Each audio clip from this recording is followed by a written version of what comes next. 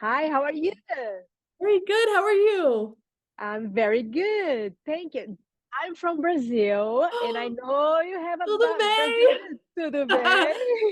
Tudo jóia. I'm a huge fan of your Oh, work. I love it. Everything thank you you so did, much. I love it. And this movie is amazing. I Thank love it you. as well. And I'd love to talk in Portuguese, but let's do in English. And let's talk about your research. What kind of research you had to do before making this movie? I did a lot of research. I knew nothing about the space station. I didn't know it travels at 17,000 miles an hour. I didn't know what it's like to sleep there, what it's like to eat, drink, water there. Like it's so incredible how little I knew and how exciting and strange this world is. So I spoke a lot with a NASA consultant, Garrett Reisman. He was very helpful to me. And then I read the book Endurance by Scott Kelly. I read a number of other books, but that was the one I think that gave me an idea of what it's like to come into this world as a human being. Um, Not as much about the science. It was really about like just the experience of a year on the space station. Those are the types of things that drove me to put certain scenes. Like we have to put a scene about her drinking. We have to put so we can see her spinning. We have to put something about the overview effect, what it means to see the world, right? Um, with no borders and nothing when you're up there and you look back down. So those are the types of things I wanted to put in there that I got from the research. But it was like I just read everything under the sun to catch up, but also because it was fascinating. Mhm. And why did this subject attract you? Um, to Shape. me, it felt like, yeah, I mean, it felt like a very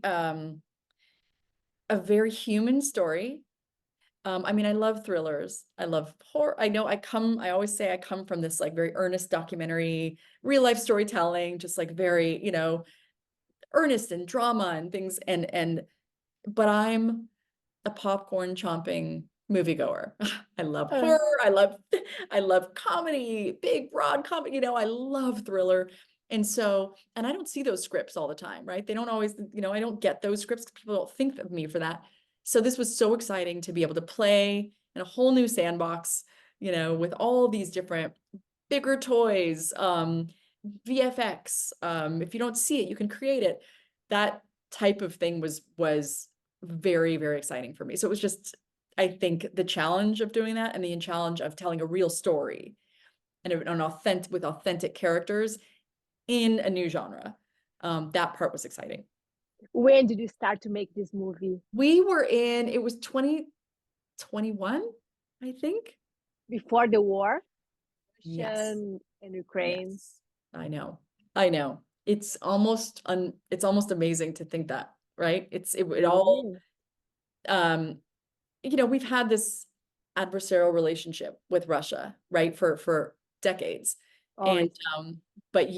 but in the space station, everybody plays well. Everybody gets along because that person, you're relying on that person to maybe save your life, When you're all up there, you have this bond, right? Because you're all up in there, living in this crazy place that there's bonds, there's friendships, there's love, like all these things.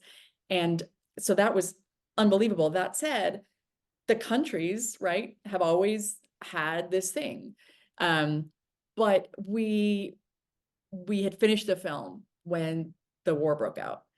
And there was a question that my producer put to me. My producer, Mickey Liddell, said, um, I don't know if we can, how can we put this film out right now? Like, is this, and we were sort of talking about, is this responsible, right? When real people are dying.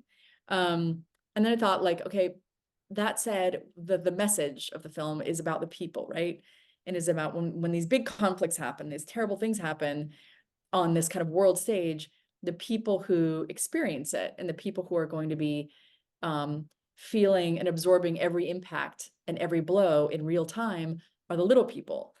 right? Or you and me and our families and, you know, and all these folks. And, you know, this film showed what it's like to have 6 people who are very real and have hopes and dreams and fears and everything, have to take these directives and take this, you know, and take what's being asked of them. And you see what it does to them, you know? There is a beautiful message, actually, at the end. No spoilers at all, but about people connection and Yeah. war and Yeah. human, Yeah. right? Exactly. And let's talk a little bit about special effects. What's real and what's not real? That I mean, right? We had over 1,000 special effects, VFX. We had so many. So all their zero gravity movement, all of that has to be it's on tethers that are tied to a gantry. So every single frame, you have to paint out every single frame while they're moving. Like, just like, it's insane. So thousands of VFX. A lot, you know, the outside of the space station, obviously, you know, we have some stuff built, but everything else is special effects. So that, yeah, just a lot of the outside of the space station. A lot of the stuff inside the space station is not. We really built the pods. We really built the space station. Jeffrey Wallace and his team, they built a space station, like little pods on a stage. And so that part's real, but yeah, you see, you know, we had a lot to do in post. imagine. And where did you shoot it? In Wilmington, North Carolina. Uh-huh. So in North And Carolina, on a stage. 2022. 2021 Mm-hmm. is when we shot it. I almost think it's like, was it 2020? No, it's 2021 where we shot it.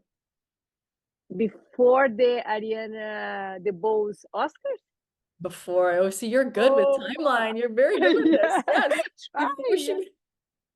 I always make the joke that I was like, I don't think you would have taken this film if you knew you were going to win an Oscar, you know? And she's like, talking about? No, she's so good in it. She had not won. I knew she was from West Side Story, and she had been, she was Anita in West Side Story, and but I didn't see any video of her. I just mostly saw her work in like Prom and some things she'd done. She also auditioned. She read for me, which was so ridiculous to have her. You know what I mean? It's just like, if I knew what she was going to be doing, there'd be no way I would ever had her, you know, read for me. She just got in the role, but she read beautifully. She showed all the spectrum, all the colors, right, that you want from an actor. And she could be a scientist, right? She could be small because everything she's done is so big, right? On the stage, and Anita on West Side Story. So, so she was, yeah, it was very exciting to work with her. And the other 3 actors are from Russian. They're Russian. And Two are. One, Pliou Asbaek, is Danish. So he's not a real Russian speaker. He learned just enough to get him through. But the other 2, Costa, Ronin, and Masha Mashkova, are both Russian. And how was that for you to have this mix, people from all the places, Russian here and Danish, working together? What did you learn with them? I mean, we're Brazilian, right? So we're used to every type of person, culture, music, everything. We're good at that. No, we, you know, it was so cool. They gave me insight into some of the things that would happen or wouldn't happen. Some things they would say or wouldn't say. And it was so beautiful. Just like, there's a scene where Costa, who is Nikolai, is talking about, like, if you come visit me, you have to come to this one place in Russia, and you smell the trees. And it was just like, for this, like, that was him. He just came up with that. And it was just these moments of humanness that they could bring, you know, because they're Russian, that that made it special. So it was beautiful. It was that part was very, very cool. Because you did documentaries, Blackfish is amazing. I love it. It changed the world, actually. How is for you? You're coming from this world with real stories and going to fiction. How do you mix all the time? Do you want to see the real story in your fiction stories? Yeah, exactly. No, I know. I think it's like I love documentary is probably my first. That's right. It's the only reason I'm allowed to make features is because of Blackfish. So I have to sort of say that's probably what I'm the most familiar with. But I am a storyteller, right? I love stories. I love ghost stories around the campfire. I love people's funny stories about what happened to them today, And so to me, it's sort of seamless, right? I'm telling a story. I think the stories that I tell in fiction, in features, I always want it to feel real. And maybe I always want it to say something, because that's, coming from documentary, I think like that is something that will always be dear to me, of trying to say something. But at the base of it, I love storytelling. I love watching movies. I love reading. All these things are part of me. But I just happen to like them feeling more real.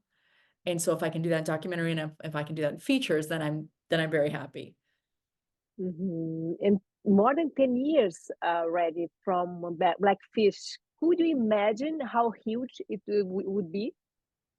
No, I never did. I didn't even think, I thought nobody would see it back then, because back then nobody even saw documentaries. Like we didn't have like the Netflix thing or binging series like that hadn't happened yet. And so I was like, well, you know what? I just want to make this movie. I think it says something important, and it's important to me. And but I don't know if people are gonna like it. I don't know if people are gonna watch it. There's so many other movies out there. Like I don't know. To me, it was just not no way would it be watched, or actually affect change. That was it. All it feels like a dream, a fever dream. I feel like one day I'll look back and make sense of all of it and how it happened and why it happened when it did. But really, it was so many people who had a message to tell, like all the activists, all the animal people, children who decided not to go to SeaWorld because they saw the movie or because they felt wrong about that stuff anyway. It was all this energy, right?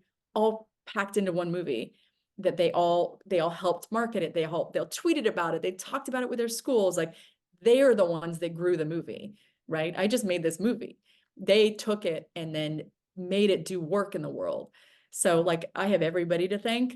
It's not, so I said, take the movie and run with it because you're the ones with a voice. So yeah, but it still feels surreal, all of it. It's amazing. Acabou meu tempo. Muito, muito obrigada. Parabéns por Obrigada. tudo. Parabéns por Okay. esse filme e por os outros todos. Muito Adorei. obrigada. Oh, Obrigada pela obrigada. Muito. honra de falar contigo. Oh my gosh, such a pleasure. Prazer. Obrigada. Prazer, Obrigada. prazer. E vai para Okay. Florianópolis. Vai para Florianópolis. Ok. Ok. Tchau, Tchau. grande beijo. Tchau. Tchau. Beijo.